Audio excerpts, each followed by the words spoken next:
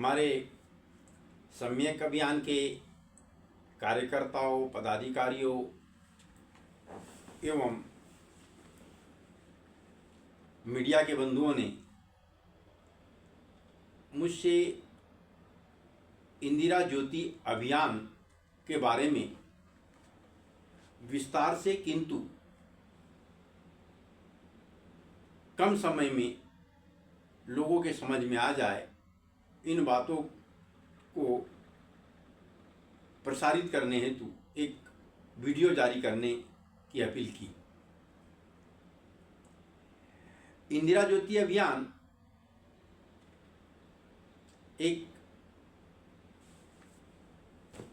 बृहद और व्यापक अभियान है जिसमें व्यापक सुधारवादी दृष्टिकोण निहित हैं। 19 नवंबर 2024 को ग्वालियर में सम्यक अभियान द्वारा श्रीमती इंदिरा गांधी की 107वीं जयंती का कार्यक्रम रखा गया और उस कार्यक्रम को इंदिरा जयंती संकल्प दिवस समारोह नाम दिया गया। इस दिन उपस्थित कार्यकर्ताओं ने, जनसमुदाय ने श्रीमती इंदिरा गांधी को शक्ति स्वरूपा माता के रूप में मानते हुए अपने अपने मन मंदिर में उनकी प्राण प्रतिष्ठा की और यह संकल्प लिया कि वे उनके द्वारा किए गए कार्यों को निरंतरता प्रदान करेंगे और उनके विचारों पर चलते हुए सम्यक विकास व नव क्रांति का मार्ग प्रशस्त करेंगे। उन्होंने श्रीमती इंदिरा गांधी की प्राण प्रतिष्ठा मन मंदिर में इस आशय के साथ की कि यदि वे अपने लक्ष्य से कहीं भटकते हैं तो माता उन्हें समय समय पर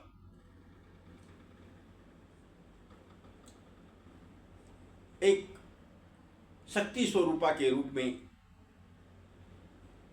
आदर्श पथ पर चलने का बल प्रदान करेगी। इसी दिन हमने यह निर्णय लिया कि 4 वर्षीय इंदिरा जयंती के उपलक्ष्य में विशेष कार्यक्रम होंगे, पूरी योजना होगी और पूरे 4 साल तक इंदिरा ज्योति अभियान हर घर हर द्वार तक पहुंचाने हेतु विशेष कार्य योजना बनाई जाए। इस कार्यक्रम में पूर्व प्रधानमंत्री स्वर्गीय लाल बहादुर शास्त्री जी के सुपुत्र पूर्व सांसद व पूर्व मंत्री सम्माननीय सुनील शास्त्री जी मौजूद थे। उन्होंने उसी समारोह में बताया कि इंदिरा माता ने उन्हें फोन करके बुलाया और सक्रिय राजनीति में आने तथा पिता द्वारा स्थापित मूल्यों को बनाए रखने तथा उनके आदर्शों को निरंतरता प्रदान करने की शिक्षा दी थी। उस दिन जो 4 वर्षीय कार्यक्रम की घोषणा हमने किया था उसके अनुसार इंदिरा जी की 108वीं जयंती वर्ष को इंदिरा जयंती सृजन वर्ष के रूप में मनाने का निर्णय लिया गया। वर्ष भर में पूरे मध्य प्रदेश में 108 कार्यक्रम इंदिरा जयंती सृजन वर्ष समारोह के तहत आयोजित करने तथा 108वां कार्यक्रम भोपाल में इंदिरा जी की 108वीं जयंती के दिन बड़े समारोह के रूप में आयोजित करने का निर्णय लिया गया। इसी के साथ इंदिरा जी की 109वीं जयंती वर्ष को इंदिरा जयंती नवक्रांति वर्ष के रूप में मनाते हुए महाविद्यालयों, टेक्निकल एंड ट्रेडिशनल कोर्सेज के संस्थानों के युवाओं को इसमें अग्रणी भूमिका निभाने के लिए सामने लाने का निर्णय लिया गया और उन सबको नव क्रांति पथ पर कैसे चला जाए इस हेतु ट्रेनिंग देकर उनके माध्यम से सम्यक अभियान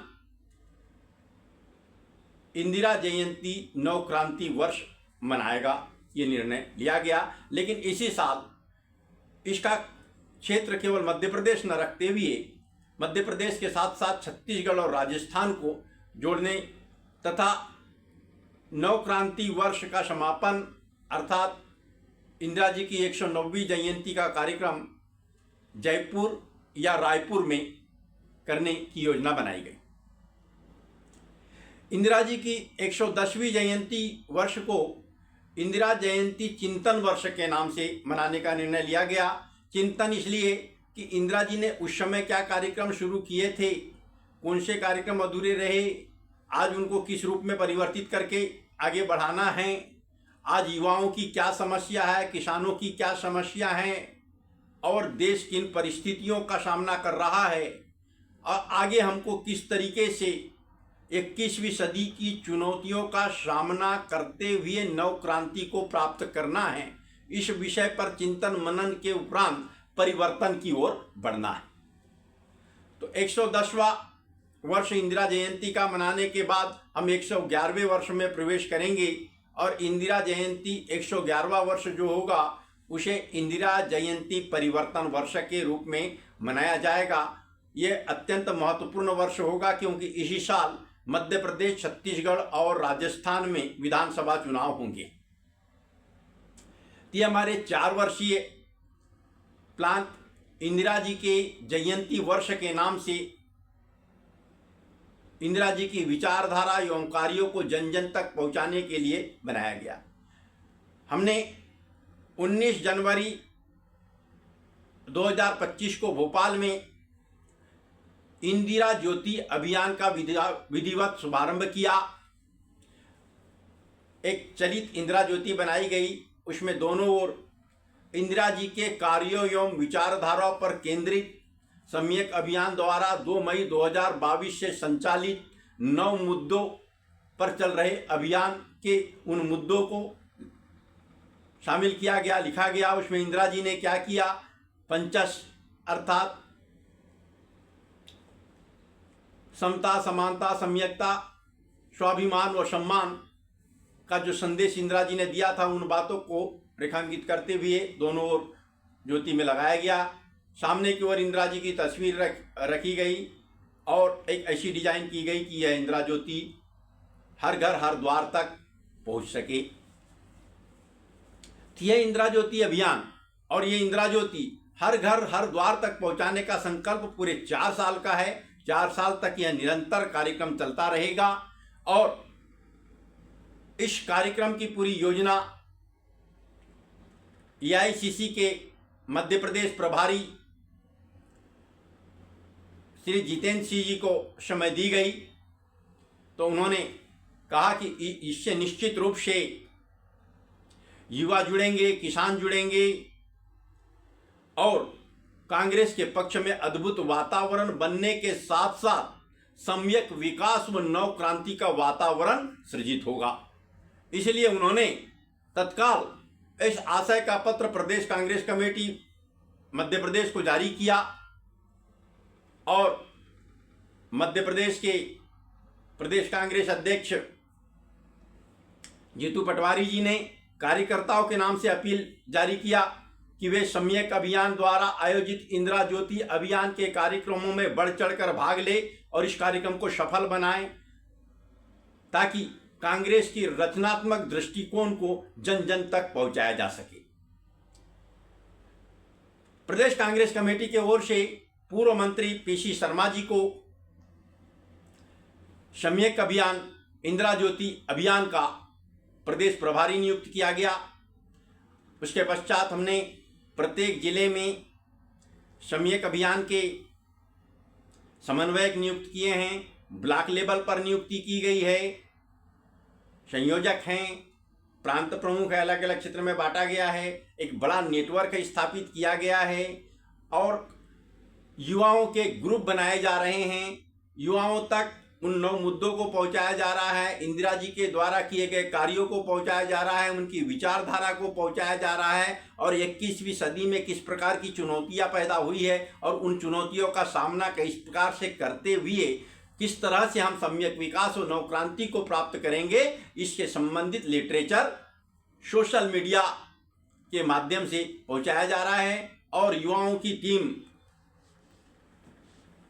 बड़ी सशक्त टीम हर क्षेत्र में बन चुकी है। हमें विश्वास है कि 19 नवंबर 2025 को भोपाल में आयोजित इंदिरा जी का 108वीं जयंती समारोह का कार्यक्रम निश्चित रूप से पूरे देश के लिए व्यापक संदेश देने वाला साबित होगा। बंधुओं, आखिर हमने सम्यक अभियान की शुरुआत तो 2 मई 2022 से किया था। उस समय हमने 7 मुद्दे लिया था, उसमें 2 मुद्दे अभियान के आगे बढ़ने पर हमारे सामने आए और फिर उनको भी हमने सम्यक अभियान में शामिल किया। इस प्रकार सम्यक अभियान के 9 मुद्दे हुए।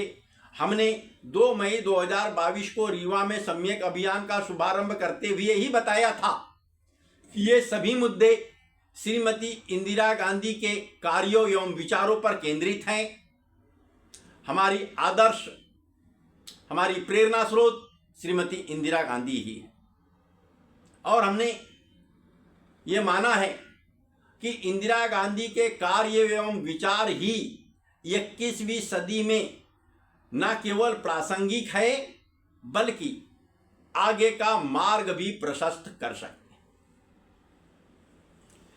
तो बात यह आती है कि आखिर इंदिरा जी को हमने आदर्श क्यों माना है, ये गंभीर बात है। मित्रों, हिंदू कोड बिल का निश्चित रूप से यहां पर भी उल्लेख करना चाहिए, क्योंकि हिंदू कोड बिल जब देश के संविधान बनने के बाद में उसका ड्राफ्ट पेश किया गया, पंडित जवाहरलाल नेहरू और डॉक्टर अंबेडकर जी ने साथ मिलकर इसका ड्राफ्ट लगभग तैयार किया था। नेहरू जी चाहते थे कि हर हालात में हिंदू कोड बिल लागू हो जाए। डॉक्टर अंबेडकर जी इसके लिए अड़ गए थे, लेकिन किसी कारण से बहुत ज़्यादा आंदोलन राम राज्य परिषद, हिंदू महासभा और ये आरएसएस ने किया। वे चाहते थे कि नारी का स्थान जो दोयम अभी बना हुआ है वो बना रहे, नारी को कंधे से कंधा मिलाकर चलने वाली बात किसी के भी गले से नीचे नहीं उतर रही थी।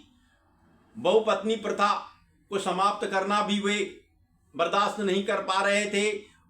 पिता की संपत्ति में उन्हें समानता का अधिकार देने पर भी वे सहमत नहीं थे। इसी प्रकार नारी को तरह तरह के जो अधिकार दिए जा रहे थे वे पुरुषों के समान ही थे, तो उस बात पर वो तैयार नहीं थे और किसी कारण 1951 के पहले उसे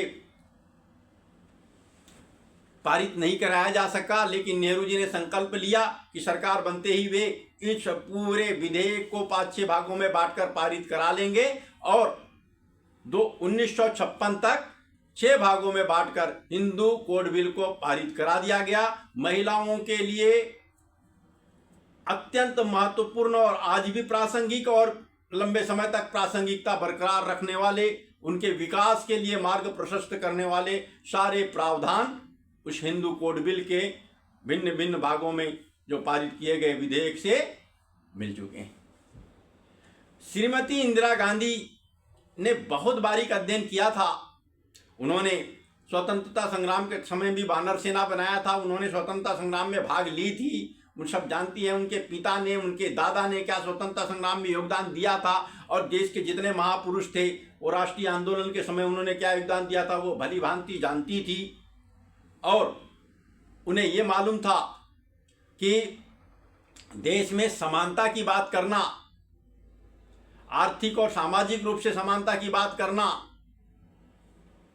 ये संविधान में पारित भी हो चुका है। संविधान का ये मुख्य विषय बन चुका है कि यह देश में समानता का सिस्टम रहेगा, आर्थिक और सामाजिक रूप से समानता सबके लिए रहेगी। लेकिन देश के स्वतंत्र होने से एक महीना पहले सन 1947 में जुलाई माह में ब्रिटिश ने थोड़ी चाल चली और उन्होंने देश के सारे राजा महाराजाओं को स्वतंत्र अपने आधिपत्य से मुक्त करते हुए कहा कि वे चाहे तो पाकिस्तान में रहे, भारत में जाए या स्वतंत्र रह सकते हैं। उस एक महीने में राजा महाराजाओं ने खूब सारे षड्यंत्र रचे, खूब सारे सरकार को दबाने की प्लानिंग करने लगे। और जब 1947 के बाद संविलियन का दौर चला तो उन्होंने अपनी अपनी मांग प्रमुखता से रखना शुरू किया। जबकि आधिपत्य भले ही ब्रिटिश का समाप्त हुआ होगा, लेकिन ब्रिटिश परास्त हो चुके थे राष्ट्रवादी संगठनों से, भारत के हाथों हार चुके थे यहाँ की स्थायी शक्ति के हाथों। तब उसके बाद में राजा महाराजाओं को अधिकार होने का सवाल ही नहीं उठता, लेकिन सबको एकजुट करना था, इसलिए उनकी बातें मानी गई। लेकिन क्या हुआ, वही जो ब्रिटिश काल में जो उनको अधिकार थे लगभग वही स्थिति बन गई। उनके पास में राजकोष रखने का अधिकार मिल गया, उनको सरकार चलाने का लगभग किसी न किसी रूप में अधिकार मिल गया। वे राज्य जरूर बने लेकिन राज प्रमुख या उप प्रमुख बन के रहे और ढेर सारे अधिकार उनको मिले हुए थे। सिर्फ संचार, विदेश मामले और रक्षा के मामले जो पहले ब्रिटिश काल में भी थे वो सीधे केंद्रीय सत्ता के पास थे, वही स्थिति बनाई गई। तो कमोवेश ब्रिटिश काल की ही स्थिति रियासतों की बनी रही, 1949 तक बनी रही। सन 1950 में जब लोकतांत्रिक गणराज्य बना तब उनके वो अधिकार भी समाप्त कर दिए गए और उसके बदले में उन्हें विशेषाधिकार दे दिए गए। विशेषाधिकार दिए गए वो भी बहुत अधिक थे।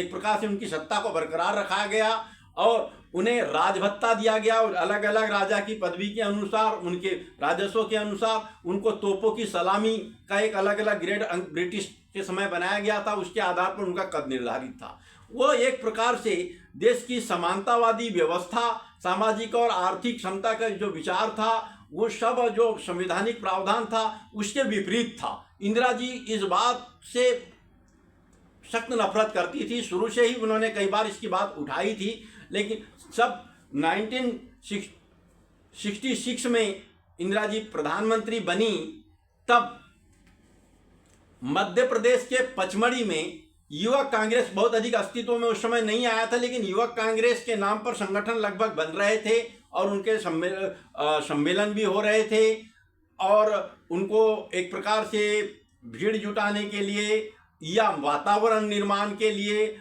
आगे लाया जा रहा था। पचमढ़ी में युवक कांग्रेस का सम्मेलन, उसमें काफ़ी वरिष्ठ नेता सभी मौजूद थे।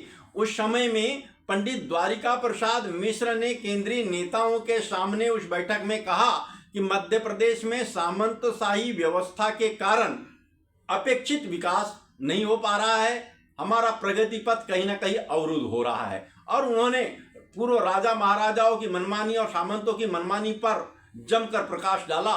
तो उसको लेकर के राजमाता सिंधिया आवेश में आ गई और उन्होंने कहा ये मेरा अपमान किया गया है और मैं इसका बदला जरूर लूंगी। और उन्होंने बदला ले भी लिया। उस समय उन्होंने मध्य प्रदेश में कांग्रेस पार्टी को तोड़ दिया और जनसंघ सहित तमाम राजनीतिक दलों को मिलाकर संयुक्त विधायक दल की सरकार मध्य प्रदेश में बनी। चुनी हुई 1967 में चुनी हुई पंडित द्वारिका प्रसाद मिश्र की बहुमत वाली कांग्रेस की सरकार को तोड़ दिया गया। हालांकि बाद में 2 साल के बाद वो सरकार खत्म हो गई, लेकिन यहाँ हौसला बढ़ा राजमाता विजयाराजे सिंधिया का और उन्होंने पूरे देश के 561 रियासतों से संपर्क किया।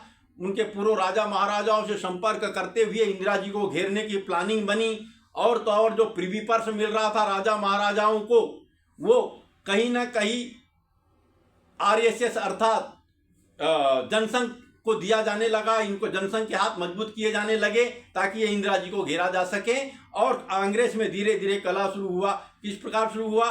क्योंकि कांग्रेस के भीतर भी कुछ ऐसे लोग थे जो एक महिला का नेतृत्व बर्दाश्त नहीं कर रहे थे, महिला की समानता को बर्दाश्त नहीं कर पा रहे थे। सन 1967 में चुनाव के दरमियान एक घटना घटित हुई। भुवनेश्वर में एक राजनीतिक सभा को संबोधित कर रही थी श्रीमती इंदिरा गांधी। वहां पर नारे लगा रहे थे विरोधी लोग कि मर्दों के देश में महिला प्रधानमंत्री नहीं चलेगी, नहीं चलेगी, और एक पत्थर तो उनके नाक के ऊपर में पड़ा और खून की धारा बह निकली। इंदिरा जी ने रुमाल से जहां से खून बह रहा था उसको दबा के रखा और अपना पूरा भाषण पूरा किया। कोई भी साधारण महिला इस प्रकार से बहादुरी नहीं दिखा सकती जो कुछ उन्होंने किया था, जबकि कार्यकर्ता चाहते थे कि वो भाषण अधूरा छोड़ करके बैठ जाए।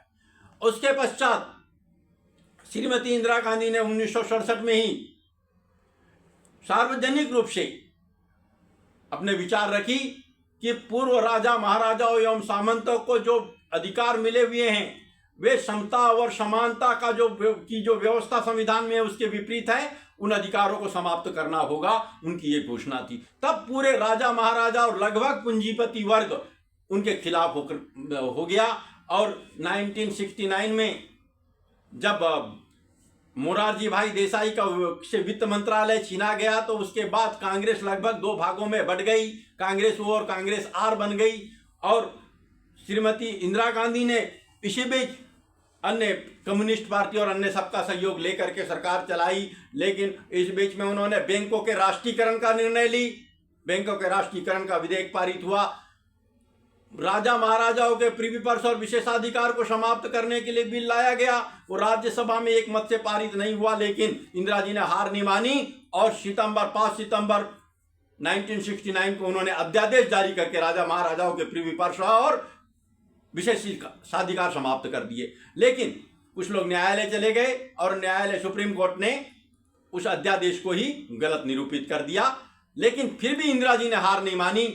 सारे राजा महाराजा पूंजीपति एकजुट हो गए थे क्योंकि बैंकों का राष्ट्रीयकरण हो गया था और राजा महाराजाओं के प्रिवी पर्स और विशेषाधिकार समाप्त हो रहे थे। तो उनका जो दबदबा वाला वर्ग था वो एकजुट हो गया था। वो कांग्रेस ओ के साथ खड़ा हुआ था, आर्यशेष एक तरफ जनसंघ के रूप में खड़ी थी।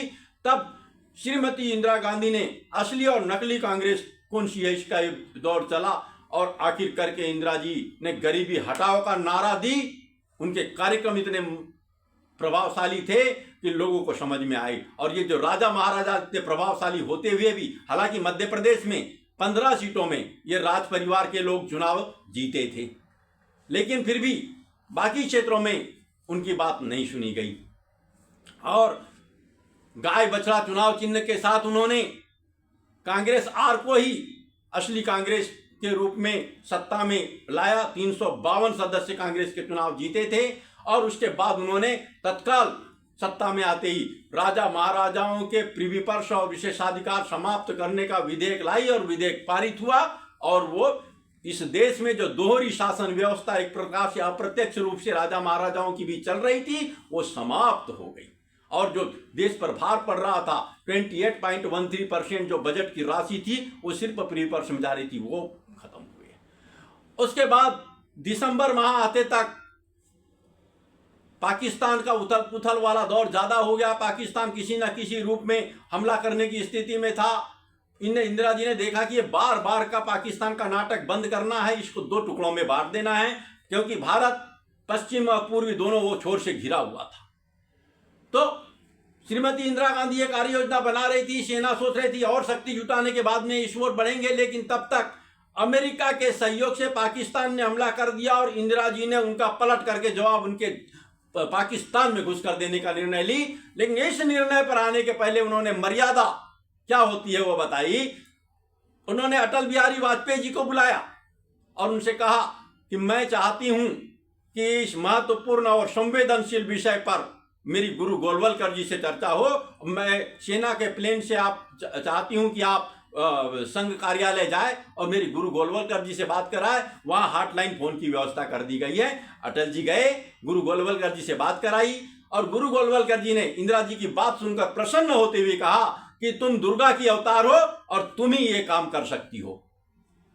उसके बाद जब पाक 2 टुकड़ों में बटा तो अटल जी ने मीडिया के सामने आकर के कहा कि ये तो दुर्गा की अवतार है और इन्होंने वो करके बताया, एक नया इतिहास रच दिया जिसकी की उम्मीद नहीं की जा सकती।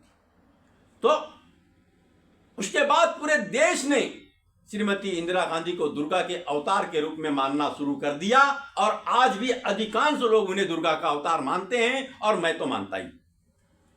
और सम्यक अभियान के माध्यम से हमने युवाओं तक ये संदेश पहुंचाया है कि क्यों उन्हें दुर्गा का अवतार माना जाए, क्यों उन्हें शक्ति स्वरूपा माना जाए। तो आज के युवा 18, 20, 22 साल के युवा भी उनके सारे कार्यों की बात सुन करके श्रीमती इंदिरा गांधी को शक्ति स्वरूपा माता के रूप में, दुर्गा के अवतार के रूप में मानने लगे। तो साथियों, 1971-72 के बीच की बात है। हमारे देश में एक कोयला खदान के ऑपरेटर अर्थात मालिक ने कोयला कर्मचारियों पर, उनको लाइन में खड़ा करके श्रमिकों को उन पर गोली चला दी थी। 8 लोग ऑन स्पॉट मर गए थे। ये बड़ी दर्दनाक घटना थी। इस घटना की आवाज पूरी संसद में उठी, पूरे वैश्विक स्तर पर उठी। श्रीमती इंदिरा गांधी द्रवित हुई और उन्होंने बहुत ही ठोस निर्णय लिया। उन्होंने कहा जितने भी प्रमुख खनिज हैं उनकी सारी खदानों का राष्ट्रीयकरण कर दिया जाए। और इस प्रकार चाहे कोयला कंपनियां बन गई, तांबे के लिए अलग कंपनी बन गई, आयरन के लिए अलग कंपनी बन गई और देश का एक आर्थिक ढांचा सुदृढ़ होना शुरू हुआ। इसी बीच उन्होंने बैंकों का तो राष्ट्रीयकरण पहले कर ही दिया था, बीमा कंपनियों का भी राष्ट्रीयकरण कर दिया। और जो घाटे में उद्योग चल रहे थे उन उद्योगों की बंद होने की स्थिति थी। रियासतकालीन उद्योग थे या ब्रिटिशकालीन उद्योग थे। उन्होंने देखा यदि ये सारे उद्योग बंद हो जाएंगे तो यहाँ कार्यरत श्रमिकों की, कर्मचारियों की स्थिति क्या होगी, उनका रोजगार छीन जाएगा। तो उन्होंने उन सभी को आर्थिक सहयोग प्रदान करके निरंतरता प्रदान की। यहां वे आर्थिक दृष्टि से देश को मजबूत करने का प्रयास कर रही थी। गरीबी हटाओ के लिए 20 सूत्री कार्यक्रम उन्होंने दिया। उन 20 सूत्री कार्यक्रमों को विश्व के तमाम देशों ने माना कि गरीबी हटाने के लिए और समग्र विकास के लिए इसी प्रकार के कार्यक्रमों की आवश्यकता है। लेकिन अमेरिका के इशारे पर कुछ लोगों ने यहां विद्रोह मचा रखा था। आंदोलन पे आंदोलन हो रहे थे। अनावश्यक रूप से उसमें कोई बेरोजगारी इतनी थी नहीं, लेकिन बेरोजगारी के नाम पर छात्रों को खड़ा किया था। बड़े बड़े छात्र आंदोलन देश में होने लग गए थे। एक प्रकार से किसी भी तरीके से इंदिरा गांधी को हटाना है। ये पुरुष प्रधान सिस्टम में महिला को अंतर्राष्ट्रीय स्तर पर नेतृत्व लेवल पर स्थापित होना देखना कोई पसंद नहीं कर रहे थे और इसीलिए चल रहा था। सन 1974 में श्रीमती इंदिरा गांधी ने देखा कि ये कुछ विकसित राष्ट्र जो हैं ये रक्षा संसाधनों में संपन्न होने के कारण ये हमेशा आंख तरेरते रहते हैं। इसलिए उन्होंने पोखरण में परमाणु परीक्षण किया तमाम विरोधों के बावजूद। राष्ट्रपति रिचर्ड निक्सन जो अमेरिका के थे, उन्होंने तो एक बार इंदिरा जी को अमेरिका में अपमानित करने का भी प्रयास की, लेकिन उनको इतना करारा जवाब दी श्रीमती इंदिरा गांधी ने, वे एक विश्व नेत्री के रूप में स्थापित होते हुए कि उस समय के जितने लोग भी होंगे जिनकी उम्र आज 60-65 के आसपास हो रही होगी, वे भली भांति जानते हैं कि पूरे विश्व में एक ही चर्चा थी कि विश्व नेत्री हो तो इंदिरा गांधी जैसी। ये जवाब दी थी। आज उस प्रकार का अमेरिका को जवाब देने का मादा किसी में नहीं है। तो साथियों, उसी समय की एक और बात है, पूरे विश्व से आवाज आ रही थी कि भारत में जनसंख्या बहुत अधिक बढ़ रही है, जनसंख्या का भार बहुत अधिक बढ़ रहा है, इसे कम करना चाहिए। इंदिरा जी ने सोचा ये बहुत जरूरी चीज है। संसाधन सीमित और जनसंख्या अधिक बढ़ जाएगी तो अव्यवस्था फैल सकती है। तो उन्होंने परिवार नियोजन के कार्यक्रम लागू किए। पहली बार महिला और पुरुष नसबंदी के इंतजाम किए गए, परिवार नियोजन कार्यक्रम शुरू हुआ। अब शुरू में मुझे अच्छे से याद है कि जब स्मॉल पॉक्स फैला था, चेचक, तो उस पर नियंत्रण पाने के लिए टीके लगाए जा रहे थे। तो टीके लोग लगाते नहीं थे, बहुत जबरन करना पड़ता था तब टीके लगाए। लेकिन एक बार लोगों को समझ में आया कि यह चेचक के निवारण के लिए जरूरी है, ये जानलेवा बीमारी है, तब लोग खुद जाने लगे। उसी प्रकार जब भी कोई महामारी आती है, उसके टीके आते हैं, लोग टीके लगाने तक नहीं जाते। वही हाल था। जनसंख्या की वृद्धि भी बहुत ही भयावह रूप ले जा रही थी और उस पर नियंत्रण पाने के लिए कुछ कड़ाई बरतना जरूरी था। इंदिरा जी के शासनकाल में कुछ कड़ाई बरती गई, लेकिन लोगों ने प्रचारित करना शुरू किया ये पुरुषों को पकड़ पकड़ के नसबंदी करा रही है। पुरुषों को कमाना पड़ता है, घर चलाना पड़ता है, वो कमजोर हो जाएंगे तो घर कौन चलाएगा। और इतना विकट माहौल तैयार किया गया। लोग 1977 का चुनाव बोलते हैं कि वह आपातकाल लागू करने के कारण इंदिरा जी हारी थी, नहीं, बिल्कुल गलत है। मैं जानता हूं क्यों। उस समय में सिर्फ एक बात थी, ये पुरुषों की पकड़ पकड़ के नसबंदी करवाई है, इसलिए लोग खिलाफ में हो गए थे। और घर परिवार सब तरफ में एक माहौल वातावरण बन गया, लोग सड़क फैक्टे माता, सिर्फ नसबंदी का विरोध, सिर्फ नसबंदी का विरोध। आपातकाल की बात तो सिर्फ नगरीय क्षेत्र तक थी, ग्रामीण क्षेत्र तक नहीं थी। लेकिन और आपातकाल के विषय पे आपातकाल लगा के उन्होंने क्या सही किया था वो भी मैं बताना चाहूंगा, और अगला एक वीडियो इसी संबंध में जारी करूंगा, उसमें आपातकाल की पूरी बातों पर उल्लेख करूंगा, क्योंकि ये वीडियो लंबा हो जाएगा, इसमें देना मैं नहीं चाहता। लेकिन बैंकों का राष्ट्रीयकरण, प्रमुख खनिजों की खदानों का राष्ट्रीयकरण, बीमा कंपनियों का राष्ट्रीयकरण, घाटे में चल रहे उद्योगों को सहायता प्रदान कर उसका नियमितीकरण, पाकिस्तान के 2 टुकड़े करना, पोखरण में परमाणु परीक्षण करके अपनी शक्ति को बताना, विश्व 3 कार्यक्रम लागू करना, ये साधारण कार्यक्रम नहीं थे। और उसी से आर्थिक रूप से भी देश मजबूत हुआ, एक प्लानिंग बनी। सन 1972 में श्रीमती इंदिरा गांधी ने देश के प्रत्येक राज्य में 1-1, 2-2 बड़े औद्योगिक क्षेत्र स्थापित किए, वहां सारी सुविधाएं दी गई ताकि वहां बड़े बड़े उद्योग स्थापित हुए। हमारे मध्य प्रदेश में देवास औद्योगिक क्षेत्र 1972 में ही स्थापित हुआ। श्रीमती इंदिरा गांधी जब 1980 में 2-2.5 साल की सरकार इनकी चली, 77 में आई, और क्या क्या हुआ सब जानते हैं, उस इतिहास पे जाने की जरूरत नहीं है। तो जब 1980 में पुनः सत्ता में आई तो उन्होंने अब देश के औद्योगिकरण की दिशा में कदम बढ़ाई। और इस मध्य प्रदेश की बात करूं तो औद्योगिक केंद्र विकास निगम के तहत यहां 19 औद्योगिक क्षेत्र स्थापित किए गए। ये पीथमपुर, मालनपुर, बोरगांव, जबलपुर के पास का मनेरी, ये सब प्रमुख औद्योगिक क्षेत्र हैं। 19 औद्योगिक क्षेत्र स्थापित किए गए। उनके लिए 10 करोड़ से लेकर 30 करोड़ तक उस क्षेत्र के विकास के लिए उस समय राशि की गई। 30 करोड़, 10 करोड़ बहुत बड़ी राशि हुआ करती थी। फिर इंडस्ट्रियल ग्रोथ सेंटर के तहत और भी पिछड़े जिलों में औद्योगिक क्षेत्र स्थापित किए गए। मध्य प्रदेश की बात करूं तो उन्हीं के शासनकाल में कुल 44, सन 80 से 85 के बीच कुल 44 औद्योगिक क्षेत्र मध्य प्रदेश में विकसित होने जा रहे थे। इससे मध्य प्रदेश ही नहीं, पूरे देश में अलग अलग राज्यों में भी इस प्रकार के औद्योगिक क्षेत्र स्थापित हुए और देश का वातावरण औद्योगिक होने लगा। औद्योगिकरण की ओर हम लोग बढ़ने लगे, जिसे बाद में राजीव जी ने निरंतरता प्रदान की। एक बात बोली जाती है अनावश्यक रूप से कि श्रीमती इंदिरा जी ने ओबीसी का ध्यान नहीं रखी। ओबीसी के आरक्षण की बात पहले से आ रही थी। उन्होंने ऐसी जातियों का पता लगाने के लिए कि जो आर्थिक और सामाजिक रूप से पिछड़े हैं, एक अध्ययन करवाई थी। 1973 में उन्होंने एससी और एसटी की भी जो लिस्ट थी उसमें पुनरीक्षण करवाया और ओबीसी के पर बोला कि भाई इसका एक अध्ययन करिए। तब ये निर्णय लिया गया कि इसके लिए एक अलग से आयोग बनाया जाना चाहिए। 1974 में ही अलग से ओबीसी के लिए आयोग बनाने का निर्णय ले लिया गया था।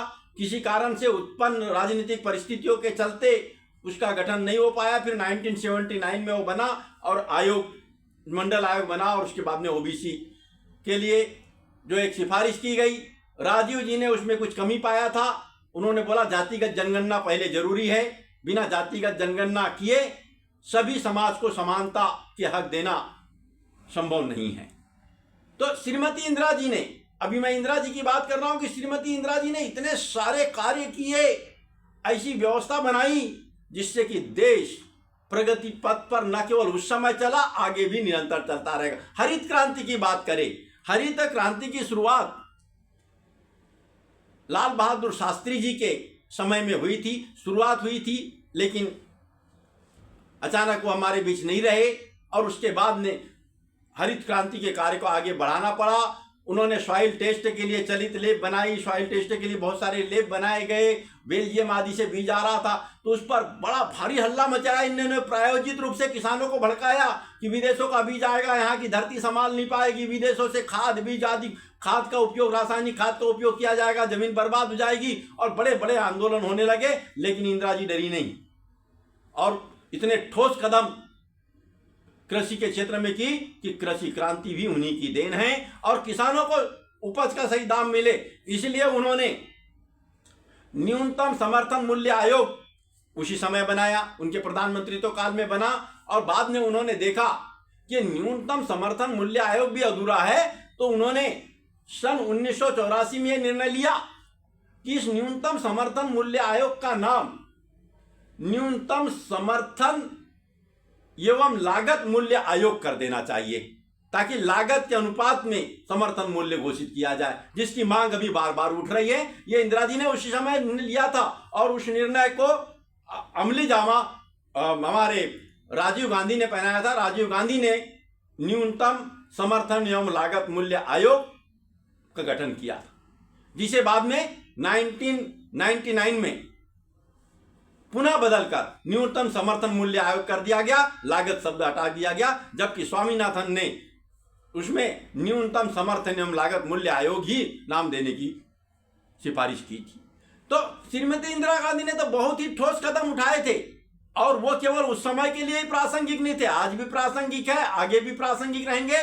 और सम्यक अभियान के जो 9 मुद्दे हैं पूर्णतः श्रीमती इंदिरा गांधी के कार्य एवं विचारों पर ही केंद्रित है। उनके विचारधारा को, उनके कार्यों को निरंतरता प्रदान करने के लिए हमने इंदिरा ज्योति अभियान की शुरुआत किया है और ये इंदिरा ज्योति अभियान निरंतर 4 साल तक चलेगा।